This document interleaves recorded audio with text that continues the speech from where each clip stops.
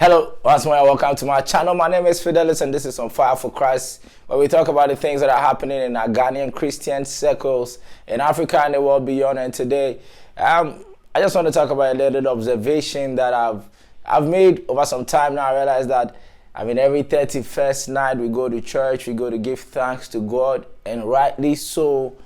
We go there to give God praise and God adoration for all that He has done for us in the year that we have been in. And even as He ushers us into a brand new year.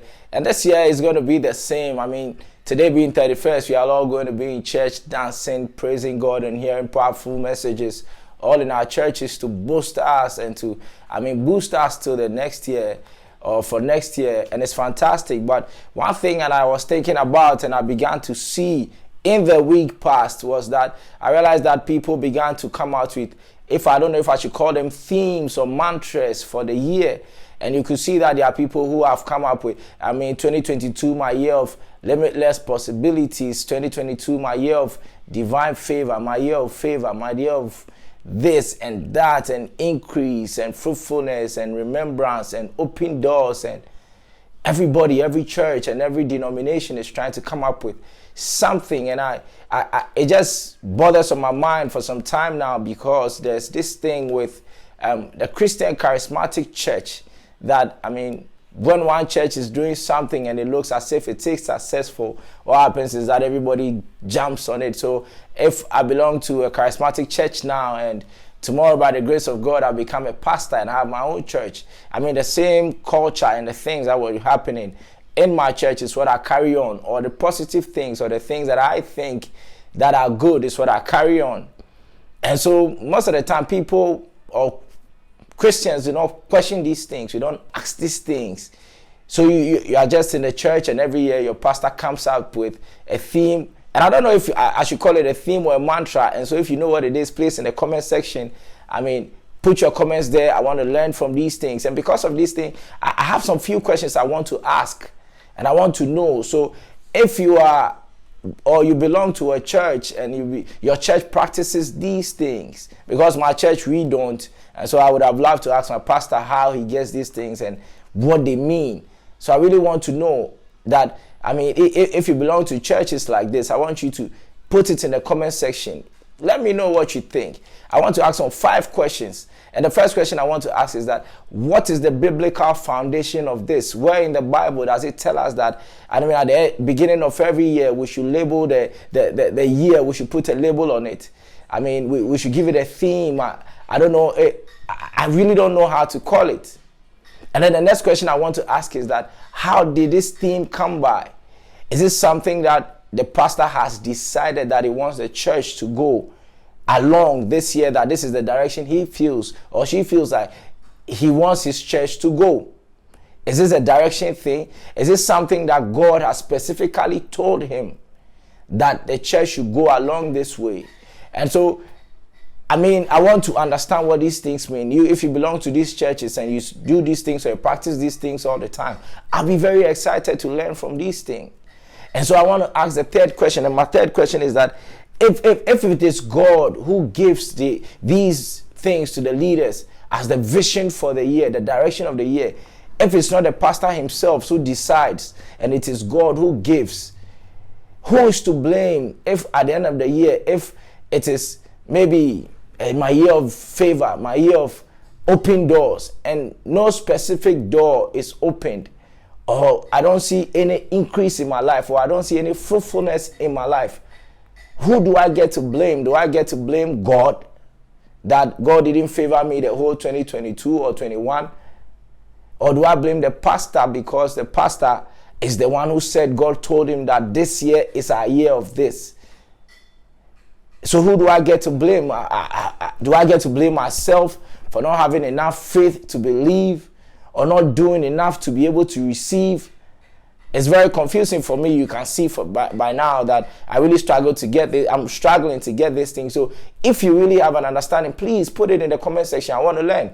So the next question I want to ask is that, if it's indeed God that gave it to us, and this is what is supposed to happen in the lives of the church or the life of the church or every member of the church, I can agree that there are many people Or I can say that there are many people who probably go through the year and these things may not happen in the way that the church says it will happen.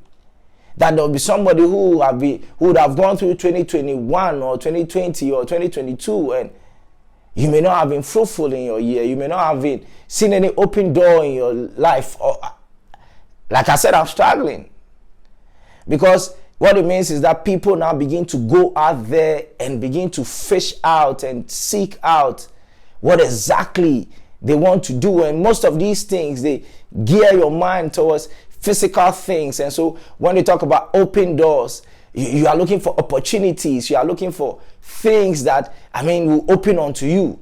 And if ideally you go through the whole year, you don't see any kind of open door, you begin to doubt that indeed a blessing came to you.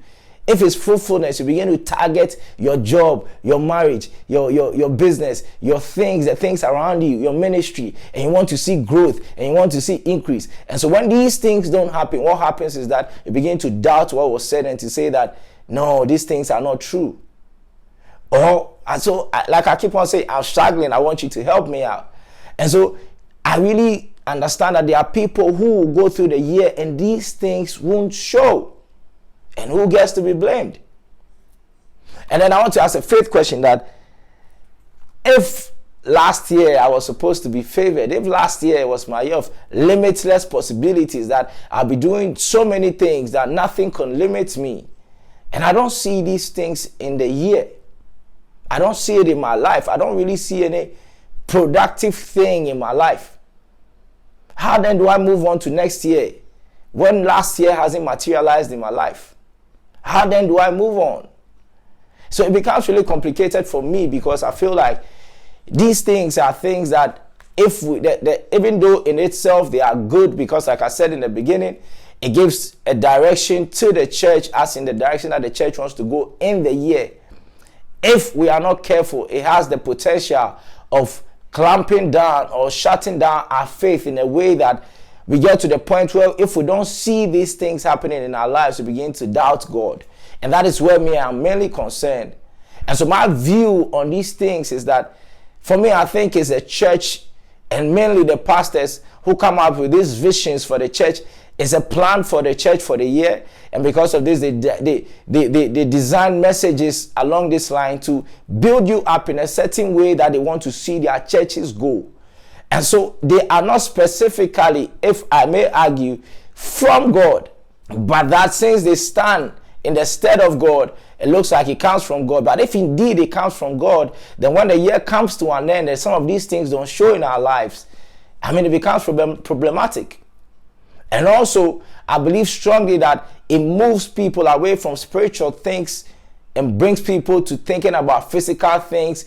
You always wanting God to do something for you without you really doing anything for God, but demanding. And so most of these things, you see that most of the churches do not emphasize on you being holy, you being faithful to the word of God, you living a righteous life, you living in the things that God has called us for: forgiveness, love, mercy, gentleness, meekness, humility, and all these things. But what your mind is drawn onto has to do with you getting the physical things. And there's nothing wrong with getting physical things. But I just want to I want us to put these things into perspective so that we don't miss the mark, because there's a subtlety that we are going to move away from spiritual things and be chasing physical things. And so, like I said, I may not be too much, dense in this idea or in this thing, because maybe my church, we do not practice these things.